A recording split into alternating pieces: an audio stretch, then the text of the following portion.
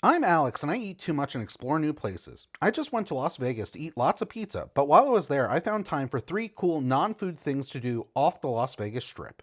I visited Area 15 so I could finally experience Meow Wolf Omega Mart.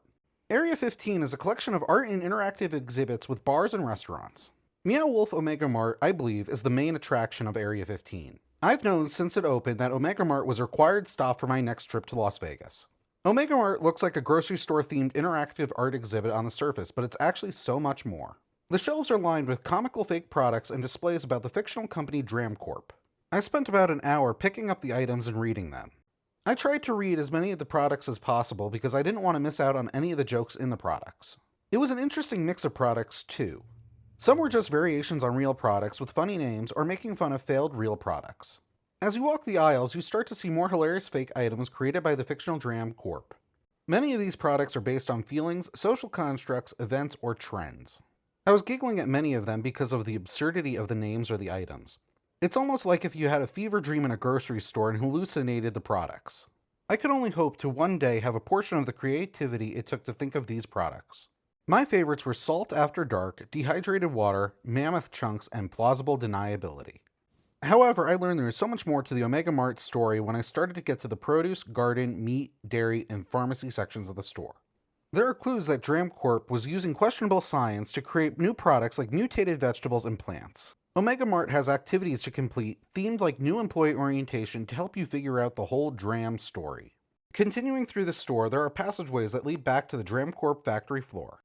This is where there are more interactive art exhibits and where the science behind the Omega Mart products actually happens.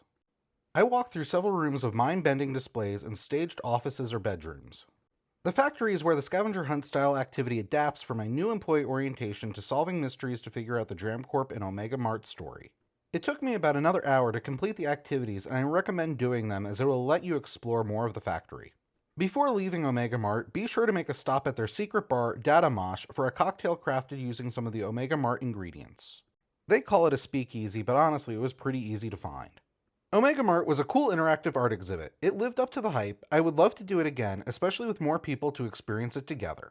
As a lover of rock music, I visited the Punk Rock Museum.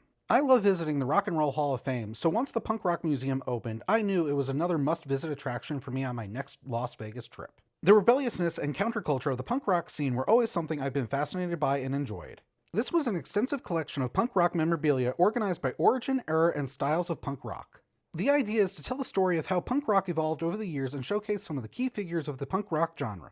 I love seeing some of the fashions of, the instruments played, and the equipment used that made some punk rockers legends. I also really like the exhibits on hand-drawn promotional materials created for punk rock shows, the amateur zines made to feature punk rock, home video-style concert recordings, and the wild concert posters. The Punk Rock Museum also regularly does guided tours with rock legends to give a personal touch to the experience, and I would love to go back for one of those. Other museum features include a jam room, a tattoo parlor, and a bar. I stopped at the Triple Down Social Club in the Punk Rock Museum for a cocktail before leaving. The whole bar is decorated with awesome stickers and has a punk rock venue vibe. The Punk Rock Museum is a great stop for anyone who loves rock music. I made my way for the first time to downtown Las Vegas and the Fremont Street experience. This was a mix of classic Vegas with newer attractions and entertainment, a little different from the Las Vegas Strip. Fremont Street is where a lot of the classic casinos and hotels are located. Many of these hotels and casinos have been renovated to be just as attractive as some of the new hotels and casinos on the Strip. You can still get some of the classic Las Vegas deals here, like cheap prime rib dinners. The big attractions are the ziplining over Fremont Street and the regular free concerts. I thought the most interesting was how many of the old-style lights and neon signs still existed in this area. If you enjoyed this video, please give a like, leave a comment, and subscribe to see more Alex Eats Too Much videos.